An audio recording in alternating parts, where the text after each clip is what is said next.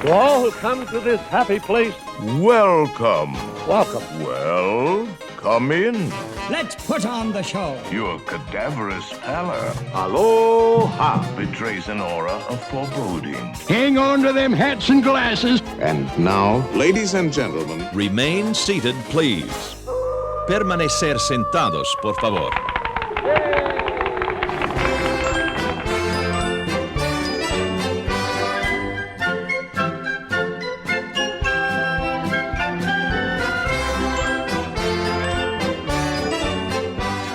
Hi, everybody, and welcome to another episode of Remain Seated, Please.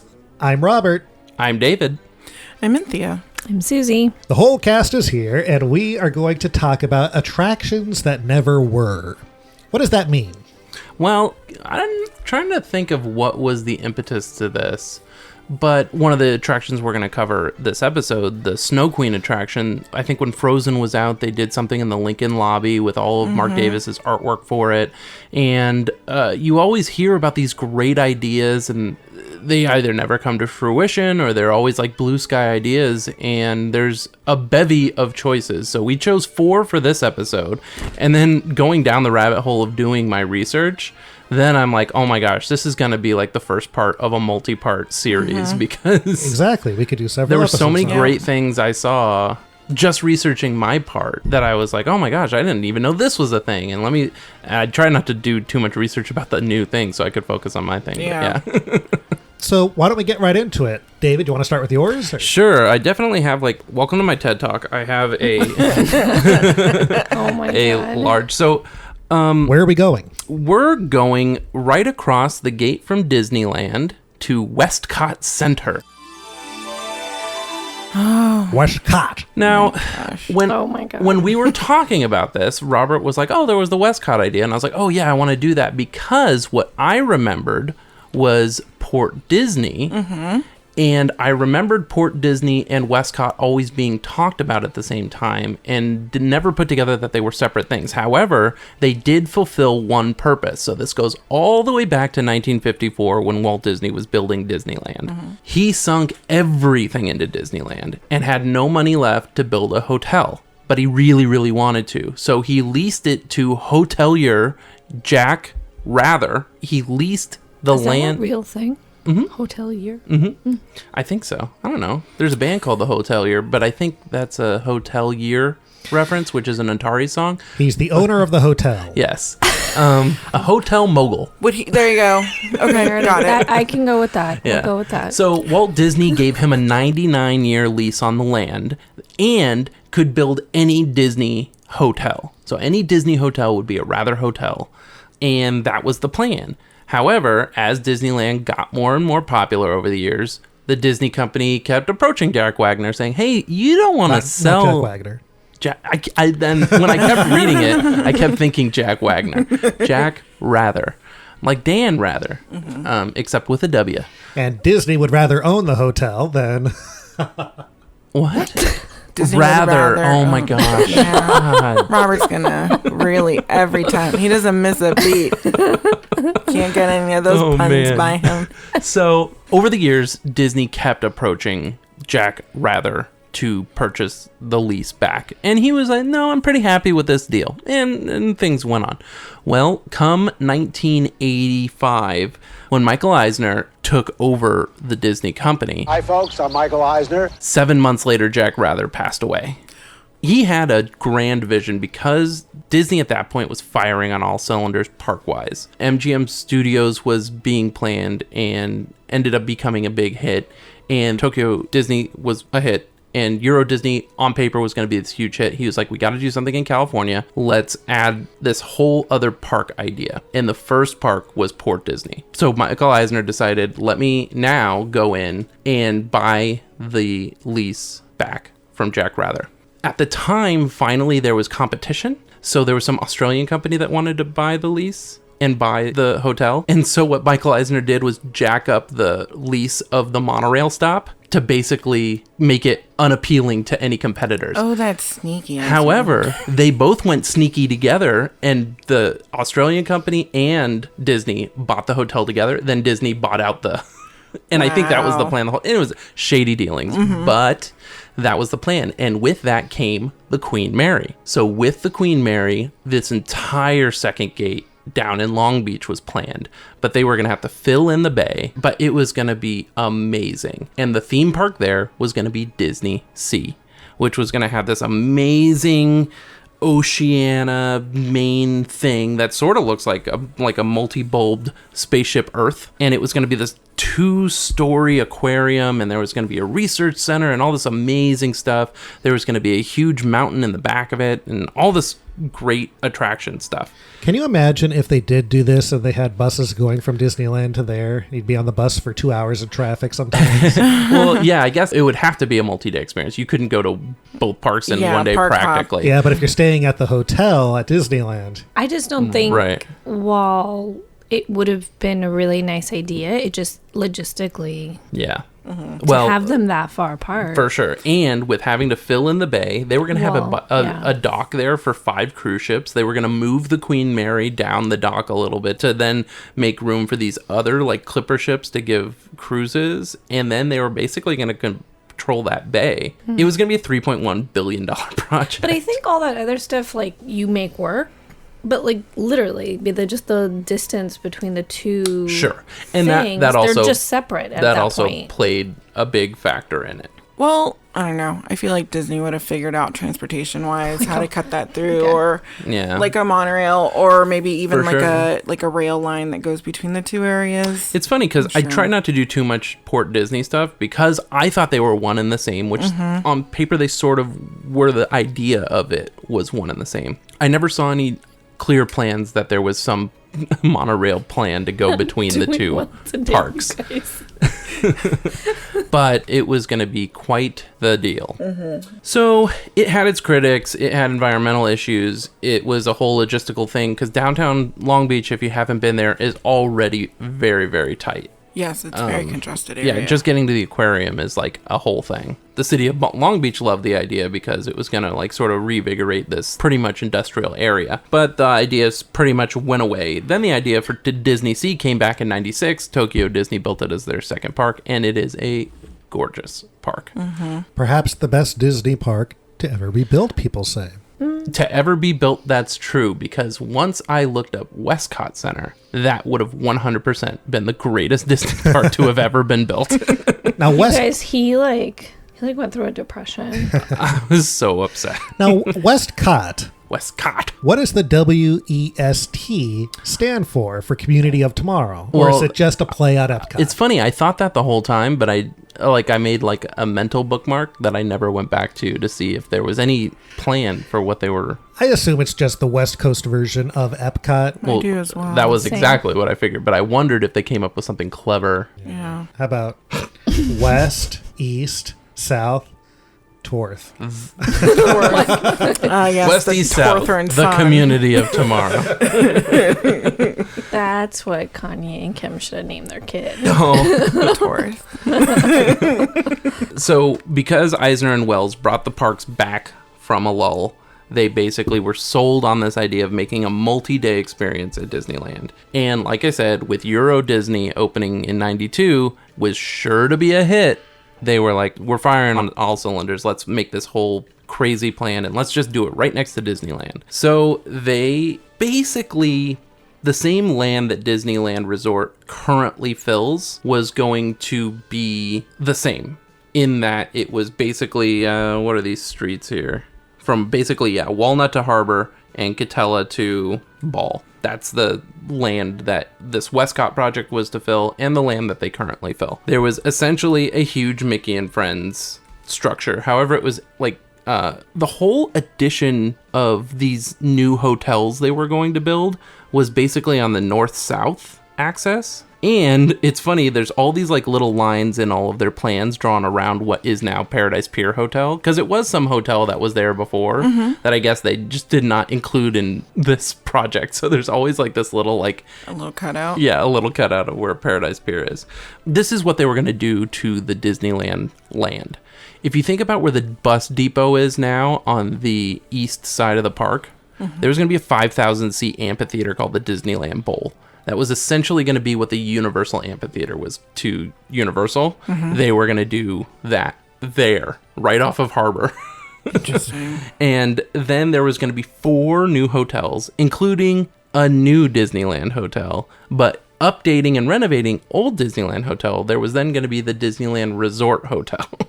Okay. Which was going to be a slightly better version of. They had mentioned it was going to be like a mid-level. What do they call the moderate? And then the deluxe resort was going to be the Magic Kingdom Hotel, which was going to be north. If you think about where the Lilo parking is now, I guess it would be. Well, I don't know where the Lilo parking is. Oh, just outside of Rainforest Cafe. Got it. But actually even a little more north. So basically there was a downtown Disney district, but it was all on the other side of Disneyland Drive. The new Disneyland Resort Hotel was to be on the east side of Disneyland Drive and would provide views into Disneyland Park and WESTCOT Center. And the Esplanade was called Disneyland Center. Like, it was this whole thing. And it had this beautiful fountain that shot up and everything, and trees everywhere. There's all these great tree work that they did. Well, they always have to have trees because the thing gets more beautiful every year. The trees keep growing and all that. Oh, sure. Obviously, it took a huge influence. So the WESTCOT Center Park took a huge influence from Epcot, and they were going to have the 7 wonders of Epcot, which included 3 pavilions at the front, which were sort of the Future World area, and then 4 World Showcase pavilions that were the corners of the world. So it was Africa, Asia, Americas, and Europe. Okay. And so that was the... Pretty much continents, kind of. Correct. More continental than... And that was the 7 wonders of WESTCOT. So... Boy, this sounds a lot better than California Adventure. Well, again, this project was going to cost $3.1 billion, and California Adventure ended up costing $600 million, I think, when it opened. That shows. And it did, yeah. So it was really cool. Some Future World stuff would come over. Living with the Land would be in the Earth Land area. A unique version of Journey into the Imagination would be there. Horizons would have been there. And then there was going to be a Circle Vision movie. And then the main thing, which is, I hope they build it one day somewhere, Space Station Earth.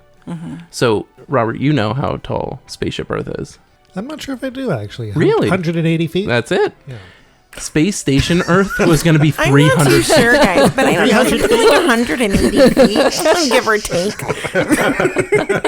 How dare you? Are we talking from the top of one of the geodesic parts, or like... So 300 what? 300 feet was going to be Space Station Earth. Boy, so obviously they would have had blinking lights on top. Can you imagine how that would minimize the Matterhorn? 300 feet. Oh my God. How tall is the Matterhorn? 147 feet. Oh, wow. That's ridiculous. It'd be twice the size of the Matterhorn. Yeah. Oh, no, that's too much. So the city of Anaheim did not like that. But then what's funny is they said it's going to ruin our skyline, yet here we are with Guardians of the Galaxy right off the freeway. And I'm like, that's what people are okay with seeing? Yeah. Well, that building... I call it the former Tower of Terror building. Yeah, that is the tallest building in Anaheim, but it's not viewable everywhere in Anaheim. Like that would be probably with blinking lights all over it. So what it was essentially a golden sphere, then surrounded by its own like structure, so you could see the golden spheres through this glass structure. It was it sounds hot. Yeah, it's sweaty. That's really hot. So because the city of Anaheim complained about the designs, because they 100% launched this campaign that this was happening, obviously there was a lot of pushback. And one of the things was they ended up redesigning, pulling Space Station Earth out as the centerpiece, and then there was this huge spire in the back of the park. Like, it could just be a little bit it has to be bigger shorter. and better. Well, the idea was that it was a bigger, better, updated version of Spaceship Earth. Yeah. Well, I got to say, even something as big as Spaceship Earth, 180 feet, seems like it would be too big for something that. I mean, if you look at it, Disneyland. 300 feet tall. But can you imagine where Carthay Circle is if Spaceship Earth was there? Wouldn't that look weird, having a giant structure like that? I really need to know what we've seen in real life that is 300 feet tall. Well, you used to say if you laid the Tower of Terror down inside Dodger Stadium, it would barely get to first base or something? No. It would just go like base. a little bit past second base. Right, yeah. So, already, I know how tall Tower of Terror is.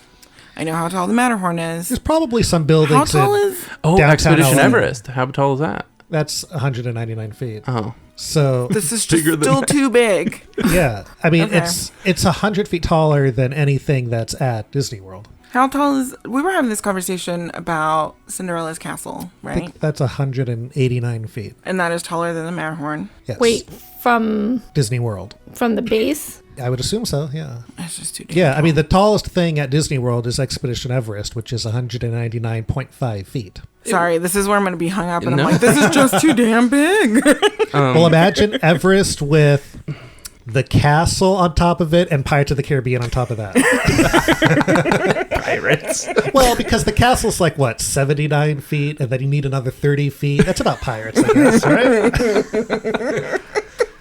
Disney. So Space Station Earth was an Omnimover attraction, and it was going to be in the Venture Port section of the park. And the Venture Port was basically, what do they call this? The hub of Future World, isn't it called something? So yeah, there was Asia, Africa, Europe, Americas, like Epcot, but more hands-on and region-based. And these made up the 7 wonders of WESTCOT. Comparable to the 7 wonders of the world. You know who the 8th wonder of the world is? That's King Kong. Oh. There was a really cool rumored roller coaster in the Asia Tokyo area that was going to be called Ride the Dragon, which would look like one of the parade dragons because it's an Asia land. But then I think a lot of the architecture was going to be inspired by Tokyo in terms of city-wise, but it was going to be like Pan-Asian. It was going to be Indian-inspired. Like, it sort of made me think of like maybe the stuff that they did with Expedition Everest would have been mixed in with like all this other stuff, but it sounded really cool. There were a couple ideas for the America section. One of the ideas came with essentially the Disneyland Resort version of the American Adventure, which obviously would have been cool. The America section would look like America before urbanization. And I was like, well, is it just like a bunch of fields? I know, that doesn't sound fun. Yeah. Who wants to look at a desert? But there was going to be a Mexican area, a Canadian area, and then the American Adventure type attraction. Europe would essentially, from what I could tell, was going to be like a UK pavilion. Like at Epcot, it would just be over here. It'd probably be a Rose and Crown and all of that. And then there was going to be this great Kali River Rapids attraction in the Africa section, which essentially became Grizzly River Run at California Adventure. Obviously, I was very excited to hear that there would be 3 parking structures with this project. They seem to have this idea for a long time because part of the reason this project was announced yet never came to fruition was that there was a measure that had been voted on by the residents of Orange County that they would widen and do a lot of infrastructure updates to the 5 freeway there. One of which included an HOV ramp into the Disneyland area. And Disneyland had to pull the trigger and say, are you expanding? Are you going to do this? Do you need this thing? Because it was going to cost money and they needed to say yes.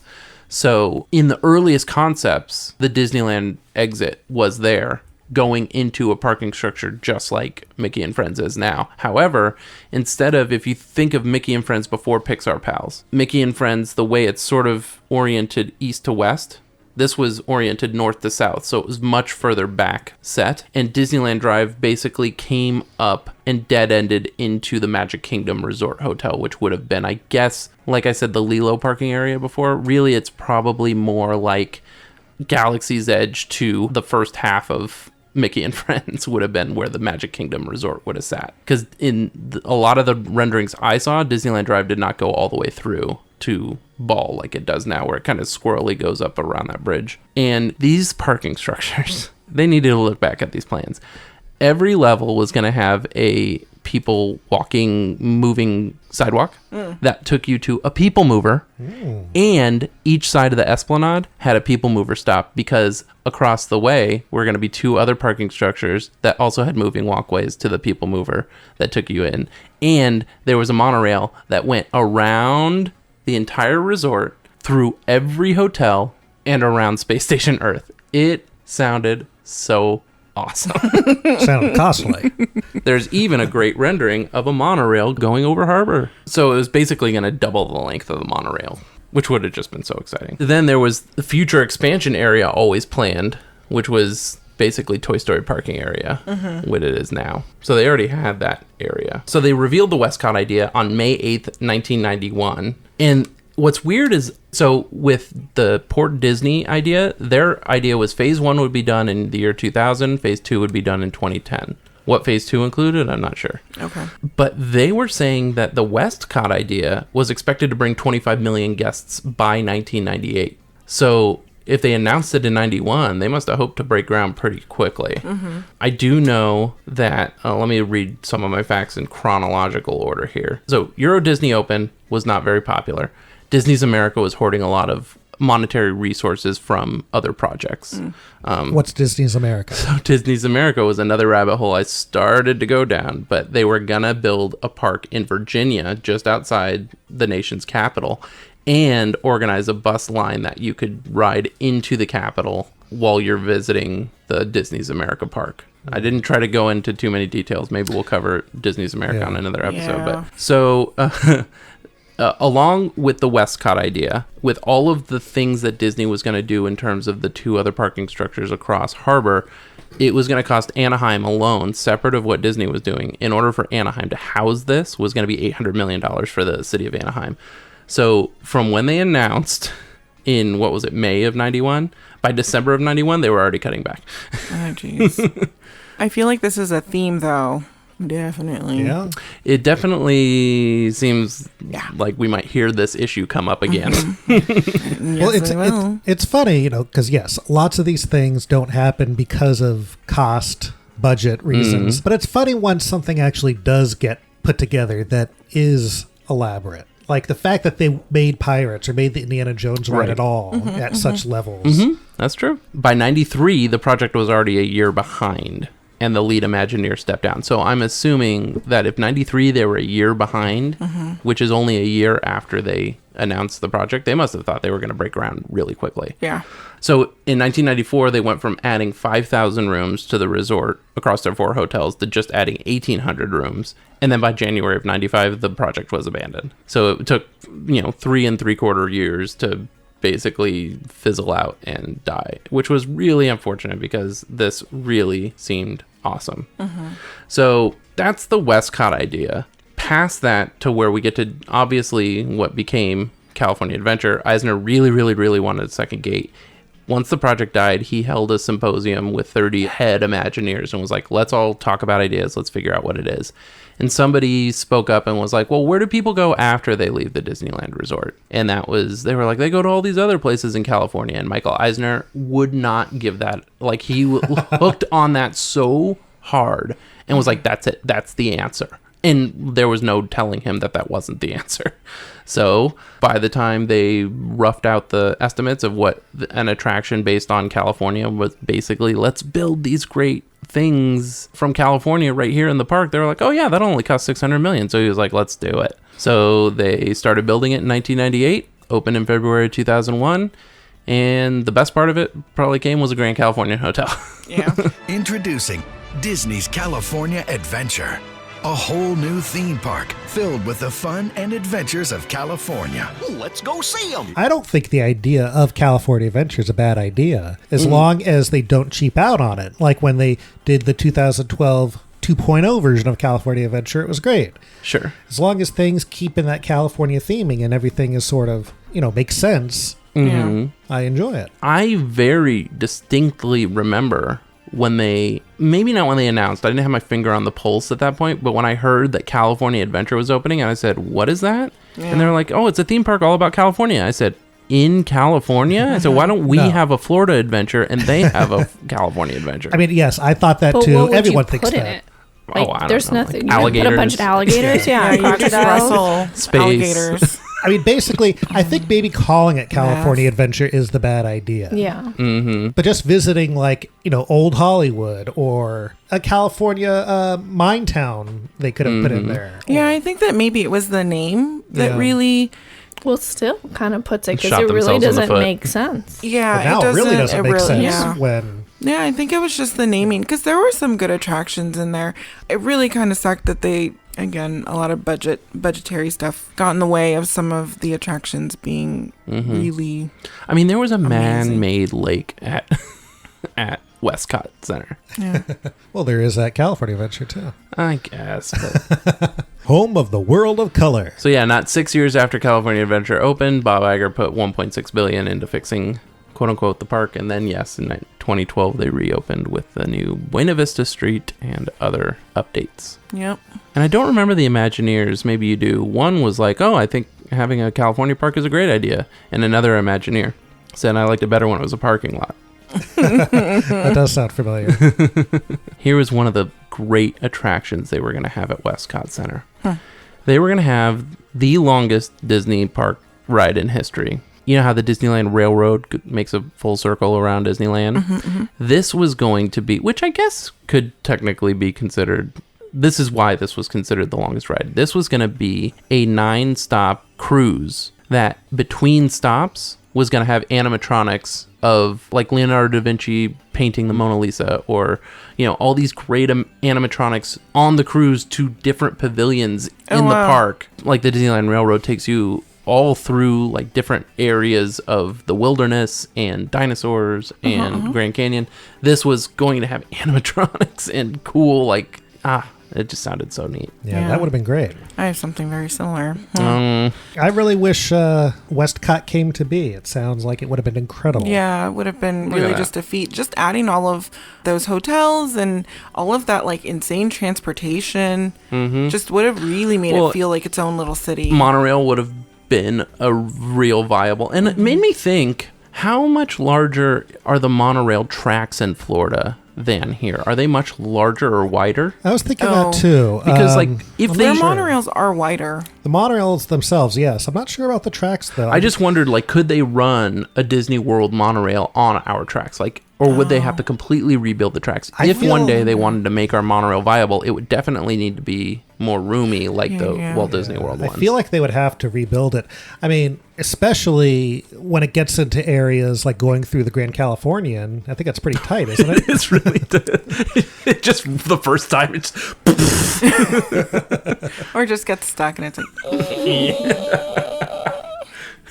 Bob Gurr gets out. Someone bring Bob Gurr out of retirement. I warned them. I warned them. Not my problem. Well, that's great. Should we go to another place? Let us. Go ahead, Anthea. Where are we going? Beastly Kingdom. The Beastly Kingdom? The Beastly Kingdom. It was supposed to be an opening day land in Animal Kingdom. So Animal Kingdom, the general idea, I'm going to say, of Animal Kingdom is that it celebrates existing animals, extinct animals, and animals that never existed, was under its original umbrella of what it's supposed to have. Fictional animals. So yeah, mythical beasts. Much like the attractions in this podcast. So this was a land that was included in the marketing for the original stuff for this. So like if you ever look at any cups from McDonald's or whatever, it's still on there. I think some of the commercials that ran had a dragon in it.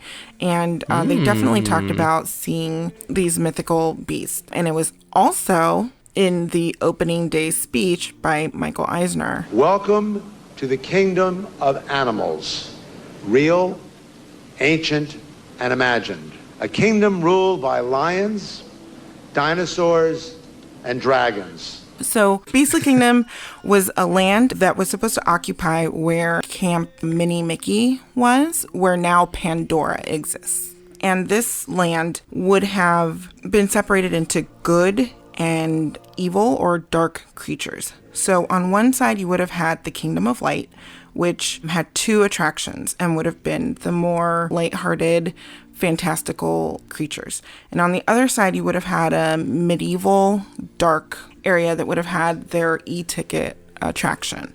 So in the Kingdom of Light, it's supposed to be Fantasia Gardens, which would have been a boat ride through the Dance of the Hours sequence from Fantasia. So it would have been a lot of dancing animals, and that's what it would pay homage to. From what I can tell, this is very much just ended up in Shanghai, essentially. Because don't they have like a little Fantasia? That seems like it. The other thing would have been the Quest of the Unicorn, which was a hedge maze that you'd walk through. That would have all these different mythical creatures, and you'd walk through it and collect, I believe it was like clues, and you would actually possibly get something tangible to unlock the gateway to the unicorn. And there would have been this unicorn animatronic. Oh, okay. This is a horse with like a thing they just, strapped to his they like walk around.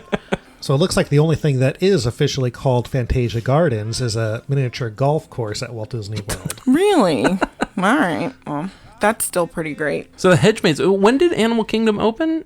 Animal Kingdom opened in 1998, I believe. Oh, okay. And there's so a hedge maze They took that idea okay. and used it for Alice's hedge in Paris. maze. I see. That's and it would have been pretty much the same thing, but with mythical So the Alice creatures. hedge maze opened after 98. I have not no with idea the when park. it opened, Okay. but I guess they're sister attractions. I love guess. hedge mazes. So I do too. The other side would have been medieval themed, and there would have been a dilapidated, burned out castle that you would have seen like in the distance. And you would also walk like a maze type of thing, like through a forest to get to this. And it was supposed to be an inverted roller coaster. So, they hang down and they look like little bats, and you sit in these, and it would take you through this castle. And the big show-stopping scene was going to be this giant fire-breathing animatronic dragon. But it was supposed to be this amazing e-ticket ride. And so, yeah. Does this disappoint you, David? Medieval, suits of armor around? Oh, yeah, I'm not a fan of that, but this sounds awesome. So when the park was being built, they realized that this was going to cost a whole lot of money. And they had also planned out other parts of the entire park. And Dino Land USA was one of those things that they figured out that they could tie into Dinosaur, which was coming out very soonly. And so they had to pick if they were going to put the money into this movie that was coming out and promoting that, or if they were going to build this entire land. And since this was supposed to get more money, they have a movie and everything, they chose to put more of those resources into Dino Land. And you know how Michael Eisner loves synergy. He does. Splash Mountain, for instance, with the movie Splash. Yep. I love that Tom Hanks and Daryl Hannah animatronic. It's my favorite part. So they ended up allocating the funds to that. We've got a few more mouths to feed at Disney's Animal Kingdom. Dinosaur, ride it. A lot of what Beastly Kingdom was supposed to be ended up getting cut. When the park opened, they had a ride that only lasted about a year, less than 2, called Discovery River Boats. And it was an opening day boat that would take you around the park, and you can still see the river. I mean, it's a huge river that runs through the park. And it's where like River of Light plays on, right? Yeah, I think that plays on part of it. So it would go through the park and it would show you the different areas of the park that you could visit. There was an area that was by where Camp Minnie Mickey existed, and you would come across this, like a rock formation of a dragon, and it would have like water coming out. That still is actually on all of these things are still there in some weird way. But yeah, so that was there. And then past that, there were these caves, and the caves would make like growling noises, and fire would shoot out of them because it was letting you know that there was a dragon in there. So it was that, and then you'd go past that a little bit, and then finally there was the statue of a unicorn. So it had these mythical creatures that were supposed to be in the land right behind it. Before it opened to the public, where the dragon was breathing its fire, originally there were like these suits of armor that were kind of displayed, I'm going to say a la Dead Body. There was one that was like kind of like on this spike, which I don't know how a dragon would do that, but that's fine. And then there were these ones that were just kind of strewn all about, and people were complaining about it, saying that it was just too gruesome. So they removed all of those things, but it's on some videos from cast previews. And the unicorn was in the distance, and it was supposed to have like a light effect on it that mimicked movement, and then the smoke was supposed to go over it. But the smoke was either too little and the effect was lost, or there's too much smoke and you couldn't see anything. So that also got removed before opening day. That beautiful statue was eventually purchased at auction, and now John Stamos has it. No, maybe. I doubt it though, because now it has an Instagram account called Beastly the Unicorn, and we are now friends on Instagram. And they dress this thing up, and it's just in their front lawn, and it has so much love and care, and I love it. Oh my gosh, that's great! Is it still in Florida, or where I don't know where it is. The Unicorn. I should message them and ask them. If they're in LA, we're taking a road trip. I'm a unicorn. I lived at Disney's Animal Kingdom. Now I live at Macbeth Manor on a little hill in a beautiful garden with pretty flowers at my hooves. It's like my favorite. I mean, you thing could ever. look up Macbeth Manor. I guess, right? That might be their last name. I don't know. I would guess so. That's cool. But yeah, it just lives. We live in the Leininger Seabrooks Manor. Oh my gosh. Oh yeah. Also, the dragon in this attraction would have been 30 feet tall. 10 of them would have stacked up to be as high as Space Station Earth. That's right. Or just one of them would have been one Pirates of the Caribbean. That's right. Oh, so then also on this ride, the ride was supposed to talk about a lot more mythical creatures, and originally was supposed to have an animatronic dragon in it. And instead of having this animatronic dragon, they took the money for that, which was considerably less, and made this really impressive iguanodon for Dinosaur. So it was that character. He's standing in the water and he kind of rises up and like acknowledges the boat and stuff like that. Another thing was that a kraken was supposed to attack all the boats. The technology that they had for this was only put onto one boat, from what everyone can tell, and then that quickly was never actually put into use. This ride was so boring that it tested so poorly. That's why it ended up getting. How dare people be bored? It's a boat sounds ride. really It's cool. very dry because there wasn't much. It wasn't like Jungle Cruise where No. there's jokes and stuff. So what? You take a little ride, look at Animal the scenery. Kingdom. What did it teach you? I mean, what an adventure. What an adventure. So there's also multiple delays with this land. They wanted to have it be built by the 10th anniversary eventually. They said there was going to be part of phase 2 for the expansion for this. So Camp Minnie Mickey was super temporary. It had 2 shows, a Pocahontas and a Festival of the Lion King, which reused floats from the Lion King parade out here in California. But eventually this all became Pandora is what they ended up doing with it. I will say that all of this information I got from Yesterworld and Expedition Theme Park, which are 2 really great resources, as well as some Wikipedia stuff. This was my main takeaway, which was from Expedition Theme Park. Well, not main takeaway, but what pretty much killed off this entire project was there were so many delays on it that a lot of the Imagineers that had worked on all of the concept for Beastly Kingdom were laid off or fired, whatever. They were picked up by Universal Studios. Universal Studios opened up Islands of Adventure. Get ready for the next generation of theme park. Coming in 1999, Universal Studios Islands of Adventure. And Islands of Adventure had the Lost Continent land. And in that, they put... It's still there. Yeah, but some of these attractions are not there anymore. They had a Dueling Dragon roller coaster, which was an inverted roller coaster. The queue took you through a burnt out castle. They have another ride that centers around a unicorn. And a lot of ideas from Beastly Kingdom were put at Universal. So now it wouldn't seem like an original idea. All of that stuff is just gone. So they completely scrapped Beastly Kingdom. So there are remnants, though, of Beastly Kingdom that are around the park.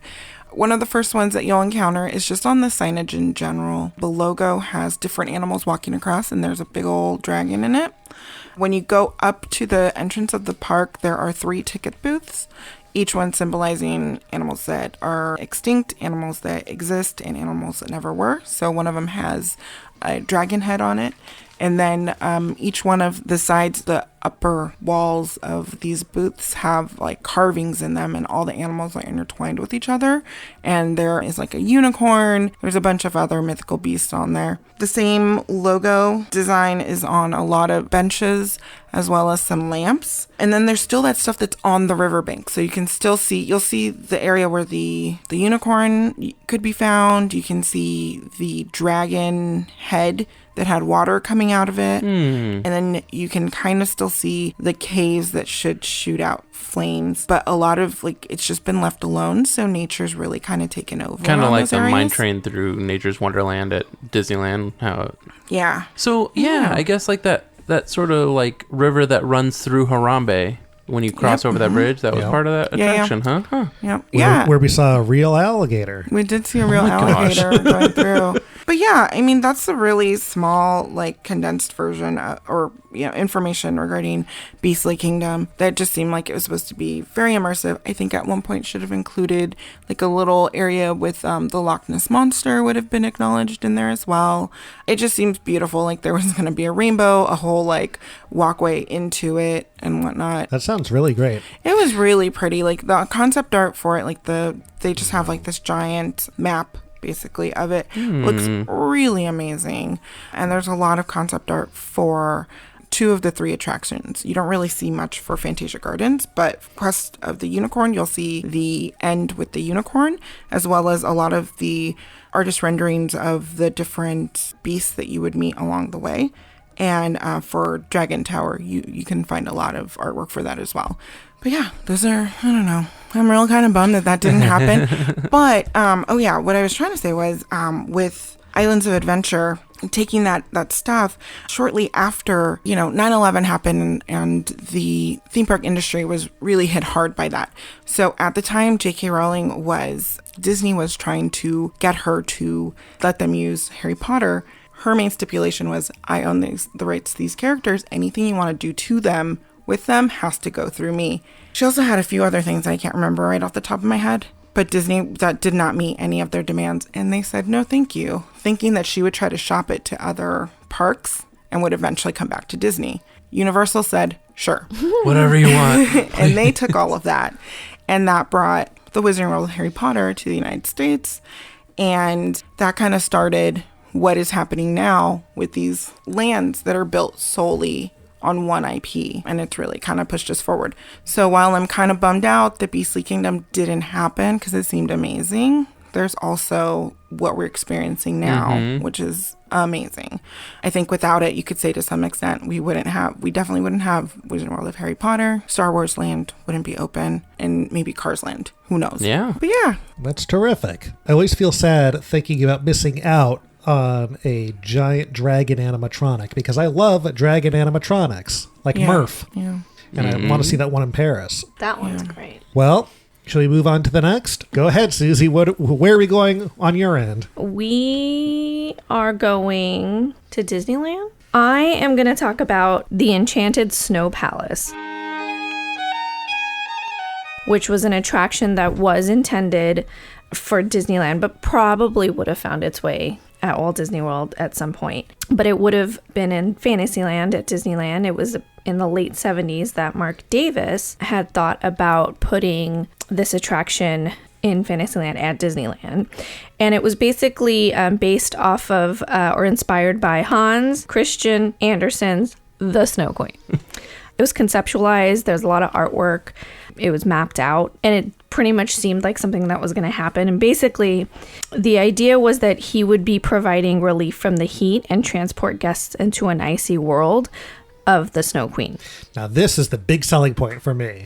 Just a great long attraction filled with really, really cold air conditioning. Can you imagine? Yes, I can. I dream of it actually regularly. It's not the animatronics. Right. It's not the ride system. Well, all that's great no too. Story. But the fact that it's also going to be like 50 degrees in there. Yes, that would have been part of it. You're right. It was very much meant to be an ice world, or would have been an ice world. I read conflicting things in the sense of what the kind of soundtrack or the music would be. I would use 3 sources, basically. 2 of them said it would have been set to the Nutcracker Suite. And then the other one, which was actually from D23's site, said that Buddy Baker would have composed a score for it. Buddy Baker. So I don't know, if it would Buddy have Baker did the music for The Haunted Mansion. Yeah, so I don't know if it would... I mean, it sort of sounded like an original, not him just conducting or... making like his arrangement of the of Tchaikovsky's Nutcracker Suite. But that was the idea. That was at least the sound inspiration, I guess. So again, there's a lot of concept art. It's really, really great. They had a lot of like unique characters, penguins, dancing penguins.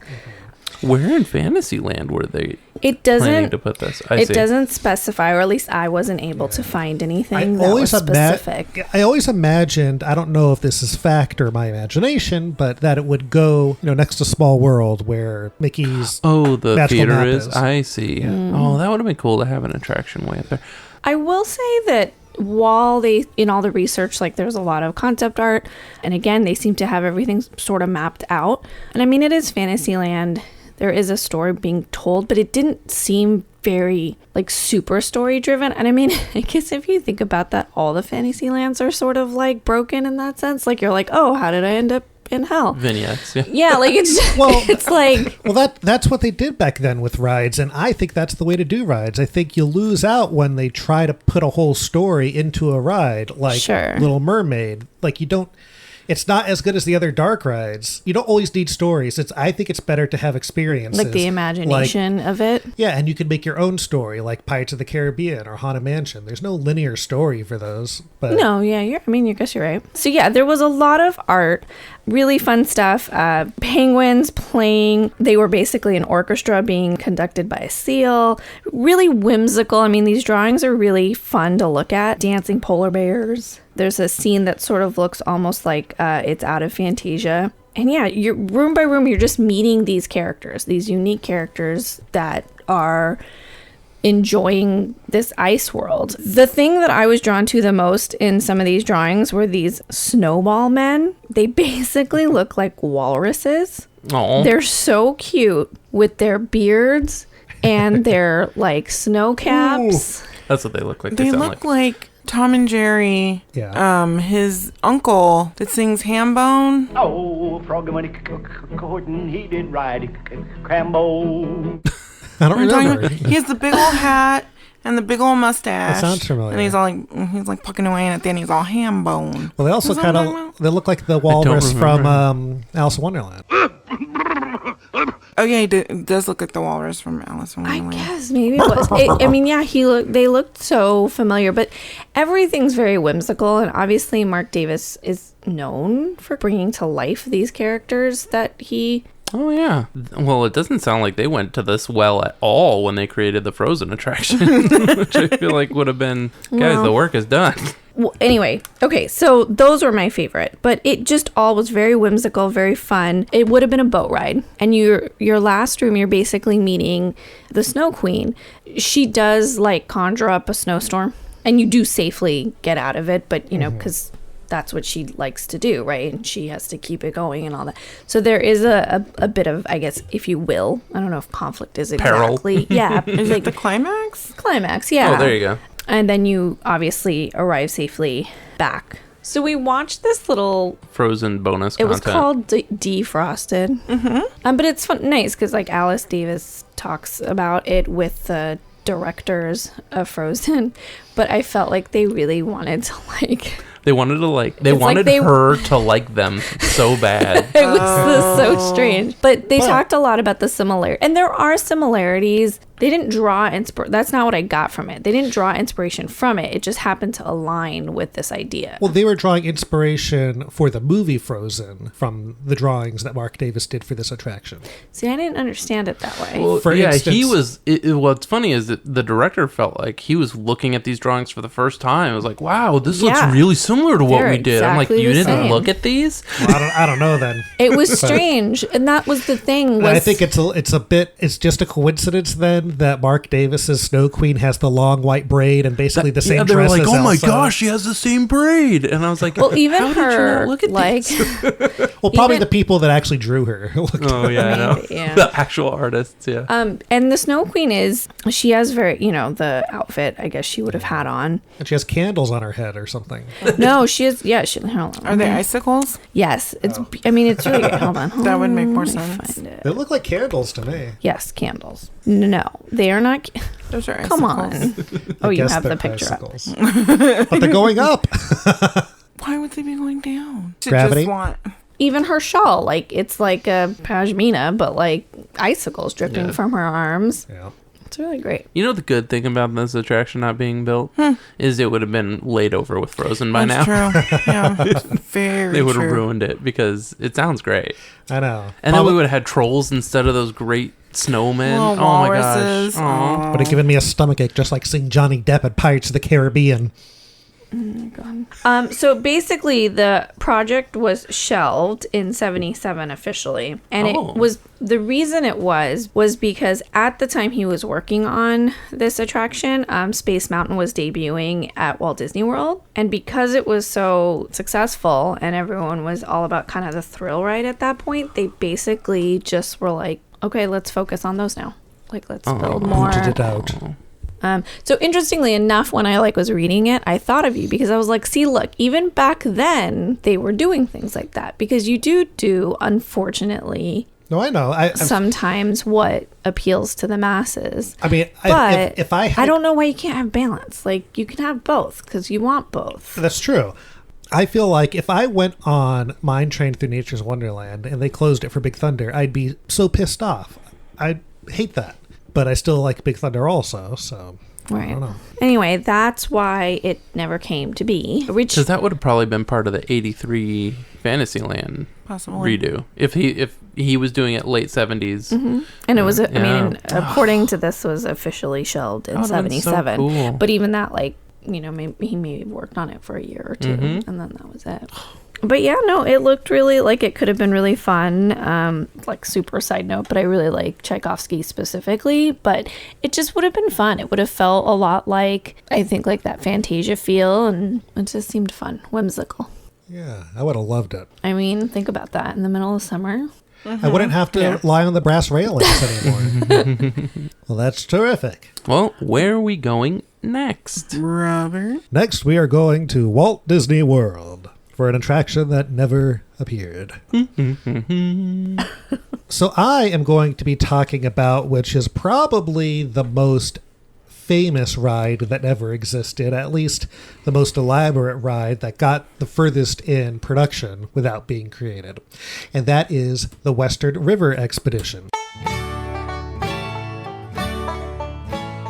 So the Western River Expedition was also created by Marc Davis. He was the head designer and created a ton of concept art and all that. So there's tons of art, tons of models, and it was going to be a boat ride about cowboys and Indians that would go through a frontierland type setting. He loves his boats, man. Yeah.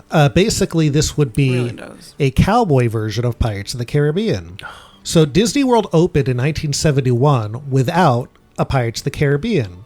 And there was some land that was at the end of Adventureland, west of Frontierland, that was saved for this new attraction that would be Western River Expedition. But people kept calling up and complaining, saying, you opened a Magic Kingdom, you opened a Disneyland here in Florida, where's pirates? Everyone wanted pirates.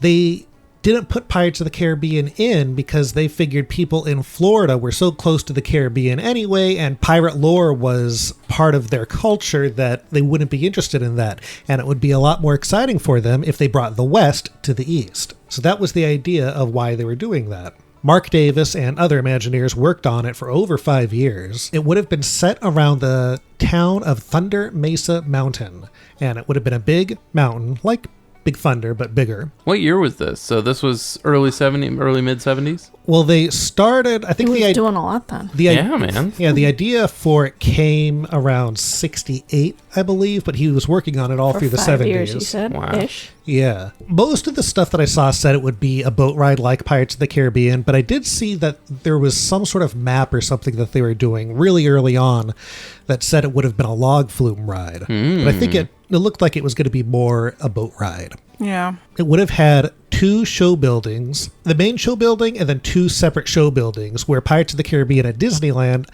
has 1 show building and the actual building in New Orleans Square. When you say that, does that mean like the boat would go out on a stream in between them? Yeah, well, basically like how at Disneyland it goes through the caves, which is leaving the park, and then once you enter the cannonball scene, you're in the new building. Mm-hmm. It's hard to tell when you're on the ride because it doesn't appear as a building. Right. But so there would be 2 show buildings that would have been bigger than Pirates of the Caribbean. So you would enter the attraction through an old mining shaft, and then you would board your boat around twilight time. And there was a narrator for the ride named Hoot Gibson. And Hoot Gibson was an animatronic owl. So he would be sort of a narrator. I don't know if he would have been throughout the entire attraction, but at least he would have been at the beginning, and he would sort of give you the safety spiel. That's awesome. So you would get your safety guidelines from this Hoot Gibson, and you would enter a cave, and all around you, you would see stalagmites and stalactites, and before your very eyes, they would start to transform, and they'd turn into cowboy figures of the West and other types of animals that would live out on the plains. You're so proud of yourself. You just went like... And then after you would leave the cave, you would go through peaceful scenes of the wilderness where you would see buffalo and prairie dogs. And then there's even some concept art that Marc Davis drew of a cowboy serenading a group of bulls and cows. And it looked so brilliant. And then you would go by another group of cowboys that are just sort of relaxing, singing, and behind them is a group of cacti. And the cacti is singing along with them. They have mouths and eyes. Oh my. Then things would go a little... squirrely. Yeah, a little squirrely. You would come up to some banditos robbing a stagecoach. It's made ice. So you would see these bad guys with bandanas covering their faces, dressed in all black, and they have their guns drawn, robbing them. And then they would address you, the rider, and say, "Watch where you're going. We'll meet up with you again downriver." Cool. They're gonna rob them later, So the scene continues, and the boat journeys to a fictional town called Dry Gulch. And in here, this was a very whimsical town, reminiscent of what the Burning Cities scene would have been in Pirates of the Caribbean. There would have been music that probably, I would guess there would have been a song that would go throughout. This is where it would be mostly. But here you would see a bank robbery. You would see prisoners escaping the cells using an underground tunnel. There would be a saloon with a cowboy on horseback on top of the roof, and the bartender's down there shooting at him, trying to get him to come down. That sounds amazing. And then you would see saloon girls and other cowboys hooting and hollering at them. They would have taken the saloon girls out. They would have been robbing. And then eventually there's a big shootout, and there's a couple of cowboys that I assume it's the ones that were robbing the bank, because there's some concept art behind a big safe. There's a big shootout. There's a female cowboy shooting at them. There's a guy that was getting a shave and a haircut, and he still has shaving cream on his face and the towel around his neck. And he has his gun out and he's shooting at them. And then hiding around the corner is the mortician watching everything going on with a tape measure. just waiting for someone to kick the can. Isn't there a model of this? Yeah. Well, there was a huge model.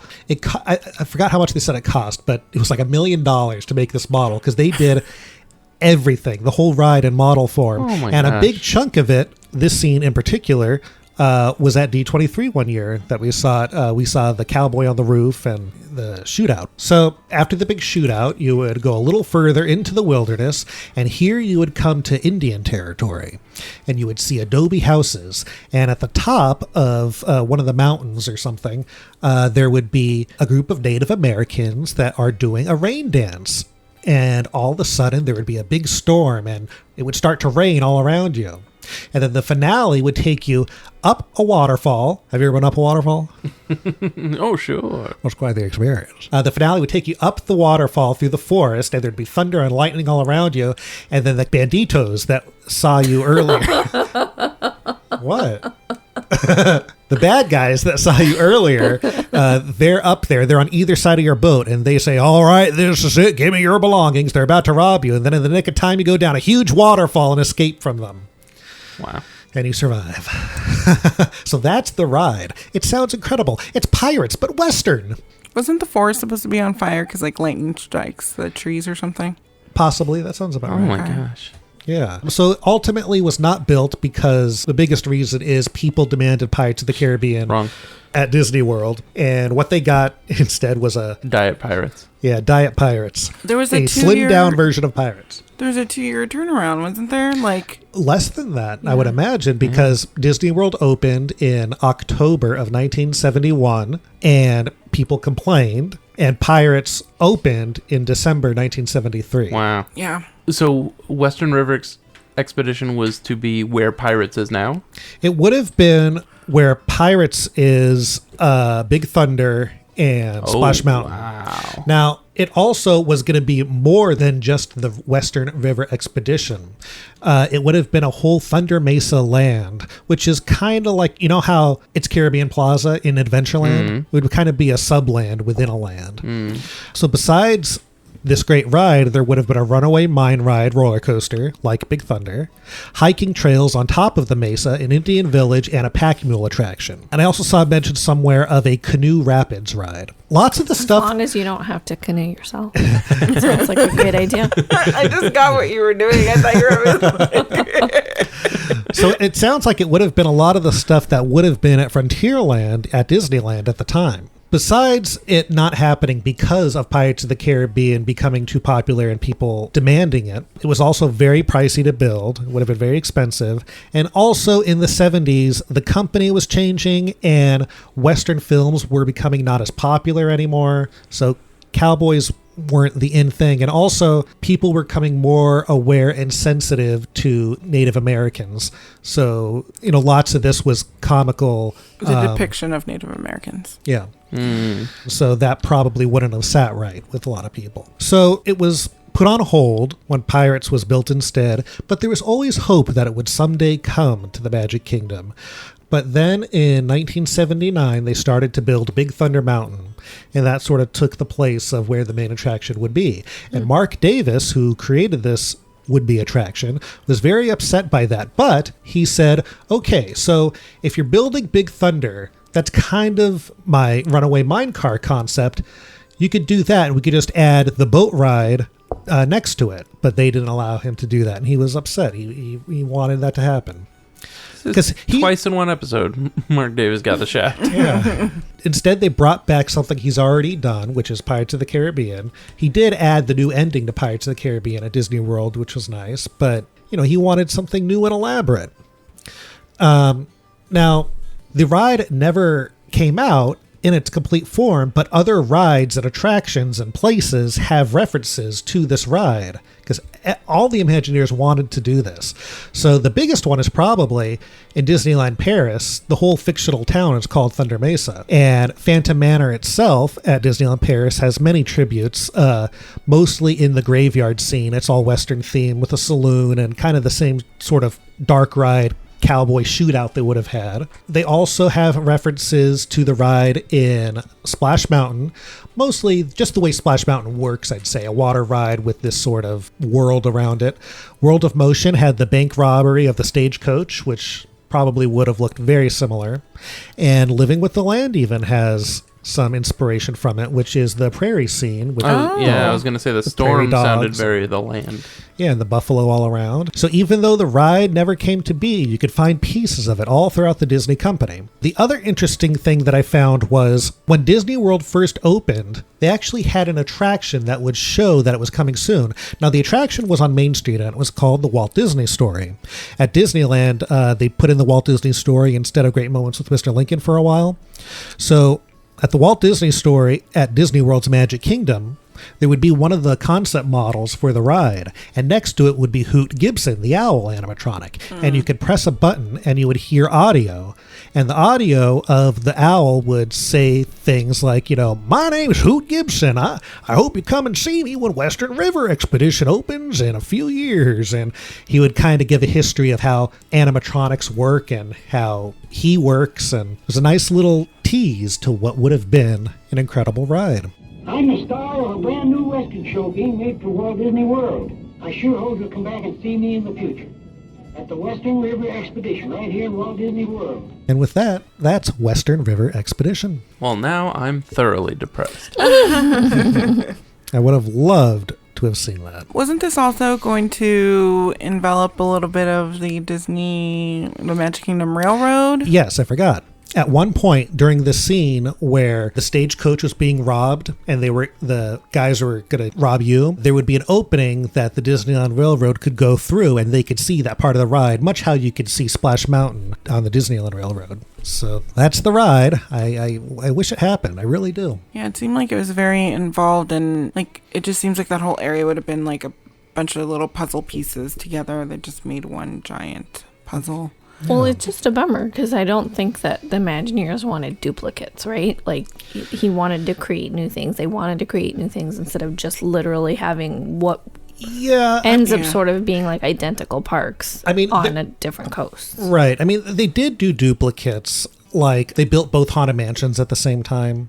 They had their own differences. I was going to say, they're relatively different. Yeah, and even though Pirates of the Caribbean in Florida does have its differences, the queue, the outside, and the ending, yeah, I think if they could help it, they wouldn't have done so many duplicates. Yeah, it's funny because that actually did come up in the WESTCOT research, is that Walt hated sequels. And there were Imagineers that worked on Epcot that were like, what are we doing with WESTCOT? What is this? Like, why are we doing this again? I guess when people start to love these attractions, they feel like other people in the world should enjoy it too. Yeah. Well, but so I don't mind duplicates as long as they are different enough. Meaning, like both Haunted Mansions, both Pirates. Yeah. You know. So that's the episode. Did you guys like it? Mm-hmm. Before we go, I just remembered a little bit of stuff regarding Beastly Kingdom. So one of the things also that was expected was when Beastly Kingdom opened, whenever a park would open in Disney World, it would take away attendance from the other parks. And it was like an expected amount of percentage of people that it would take. And this almost doubled that once they opened Animal Kingdom, and everyone panicked because attendance had dropped so much in the other parks, and it caused them to take another time funds were pulled, is that they decided to pull those funds and allocate them to the other parks, which is when they updated Mr. Toad into making it the Mini Adventures of Winnie the Pooh. And so they started updating things at the other parks to bring in attendance to those parks. That was kind of a bummer also. Yeah, well, when we talk about these particular attractions and lands not happening because of budget reasons, I also think about the other things that did happen around that time, and it seems like it would be impossible because of how expensive they already are going to be, not thinking about everything else. For instance, all the WESTCOT stuff, like that's right at the same time they're designing, Tower of Terror and Indiana Jones and all that. Yeah. So at least we got some good stuff out of it. No, for sure. And I mean, yeah, you think about how elaborate Indiana Jones was supposed to be, which I think we talked about. Well, it's very reminiscent of Thunder Mesa. Yeah, yep. Yeah. Well, I think there's room for things from WESTCOT to, like Beastly Kingdom, end up at other parks elsewhere. I think they could easily build another Frozen attraction based on the Marc Davis Snow Queen attraction. Well, I was gonna say we don't want a Frozen attraction. I would love a Snow Queen attraction, but at this point they would just have to end up doing Frozen. But if they did that attraction as a Frozen attraction, they obviously had to build it where an existing attraction was. They didn't have to, but they did. So they made it fit there. But yeah, doing something like that in a new park somewhere would be great. Well, they're doing it in Tokyo. I think. They are? There's a whole expansion coming. It's Frozen, Beauty and the Beast. Remember that great Beauty and the Beast video? Oh, yeah. That's Beauty Tokyo, and the right? Yeah, I think that's Tokyo. So it's Frozen, Beauty and the Beast, and something else. Well, that'll be interesting to see, because maybe they'll bring some of these elements in there. It would be nice to see those snow people, but it'll be the trolls. And then I think another great idea for a foreign park would be the Western River Expedition, because it's very American in spirit. Yeah. And they seem to like that idea there in terms of like a lot of Disney. There's a whole Disney Sea area that looks very much like 1930s New York. I mean, yeah, I would love that. And the only problem, it's not really a problem overseas as much, but it's difficult to put that much money into something that isn't a proven success. Yeah, they're adding to Tokyo Disney. They're adding a new port, Scandinavia, with a frozen area. That'll be Disney Sea? Yeah. That makes sense. Yeah, and then Tokyo Disneyland adds a new Fantasyland with Alice in Wonderland and Beauty and the Beast areas. Ooh. Between 2022 and 2024. Well, hopefully those won't make this series of podcasts. Yeah, I know. They've announced them. Now they just need to build them. So where can everyone find us? Or what else do we have? Let's wrap this up. Well, you can find Remain Seated Please on the internet, on Facebook and Instagram, we're Remain Seated Please, on Twitter, we're Remain Seated Pulse, PLS, and be sure to like, review, and rate on iTunes if you can, just like Manda Gianna, who says, new fan forever. I'm a new fan that found you on Instagram, so I wasn't around for your first podcast season, but boy am I happy I'm following now and that you're back. As a huge Disney buff and blogger, I adore the music and banter from you guys. Love your pod and keep up the good work. That's so nice. Thank you. So thank you very much. And Susie, where can we find you on the internet? You guys can find me on Instagram at A Little Sprinkle of Disney. And Inthia, where can we find you on the internet? At Remain Seated, please. Oh, okay. Well, until next time, I'm David. I'm Robert. I'm Inthia. Susie. Have a good evening. Goodbye, everybody. Bye. Susie. Bye. There. That wasn't so bad. Was it? I'll see you all a little later. You may not survive to pass this way again. Time to be moving along. Hurry back. And barrel around to see us again. I'd like to see Elsa with candles on her head.